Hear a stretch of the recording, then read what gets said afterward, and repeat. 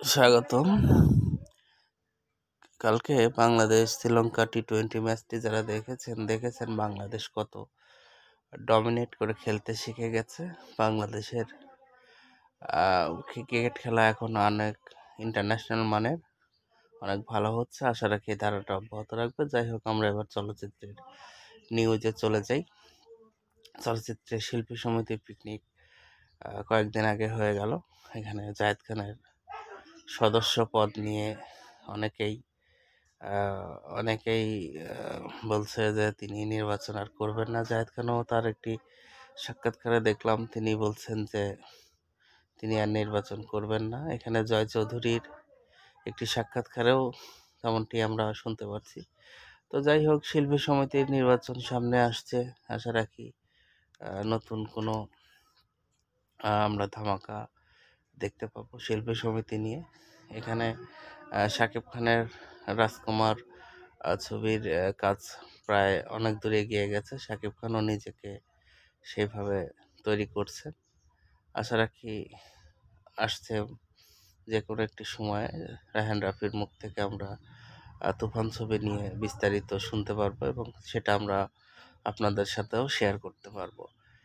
তো চলচ্চিত্র সেই প্রথম থেকে মুখোশ ছবির মাধ্যমে বাংলা চলচ্চিত্রে সবাক চলচ্চিত্রর সৃষ্টি। এখানে নায়ক রাজরাজ একটা সময়ে রাজ করেছেন নায়িকা হিসাবে শাবানার নামেই হিট হয়ে যেত অনেক সিনেমা, কারণ শাবান আলমগীর জুটির বেশ অনেক সিনেমা আছে, তারা সর্বাধিক জুটিবদ্ধভাবে অভিনয় করেছেন এমন সিনেমা বাংলা চলচ্চিত্রে আজও ইতিহাস হয়ে যাচ্ছে।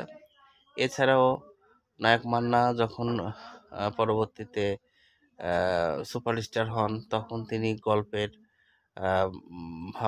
গল্পকে ভালোভাবে বুঝতেন এবং তিনি ছিলেন এমন একজন হিরো যিনি রাত্রে বাসায় যাওয়ার পথে পরিচালক প্রযোজকদের সাথে বসতেন। তিনি চলচ্চিত্রের ভালো মন্দ অবস্থা নিয়ে তিনি কথা বলেছেন।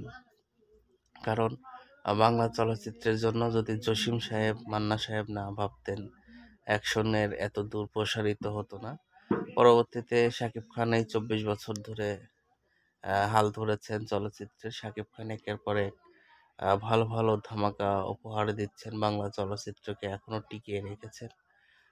অনেক সিনেমা হল ছিল, বর্তমানে অনেক শহরগুলোতে আপনার সিনেপ্লেক্স তৈরি হচ্ছে। সিনেপ্লেক্স হলে বাংলা চলচ্চিত্রের মোড়